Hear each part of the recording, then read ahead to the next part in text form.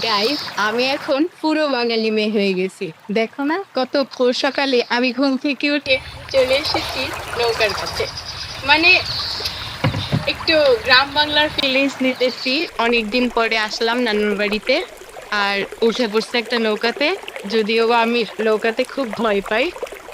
এইখানে যে উঠছি, এটা হচ্ছে কি আমাকে দুইজন এখানে তুলছে। তাও এটা নড়তেছে, ওইখানে আবার মানে এটা লাগায় রাখছে এটা ইয়ার মধ্যে, মাটির মধ্যে। তো উঠলাম, কিন্তু ভয় করতেছে। যাই হোক, এখন আমি নেমে পড়বো, আর থাকতেছি না। কিন্তু আমি কয়েকটা ছবি তুলছি, ওইগুলা তোমরা চাইলে দেখতে পারো। তো আমি এখন উঠি। গাইস, উঠে পড়ছি নৌকা থেকে। আর অনেকক্ষণ থাকছি, অনেকগুলো ছবি নিলাম, আর একটু ভিডিও করলাম। কিন্তু মেন কথা হচ্ছে গিয়ে, নৌকা এখানে লাগানো, আমি শুধু ছবি তুলছি। কোনো মানে নৌকা চলছে না। কিন্তু কিছুক্ষণ পরে যখন মানে ভোর সকালটা কাটবে, আমার মামা বলছে আমাকে তুলবে নৌকাতে। তো তখন দেখি ব্লগ বানাতেও পারি, আবার নাও বানাতে পারি।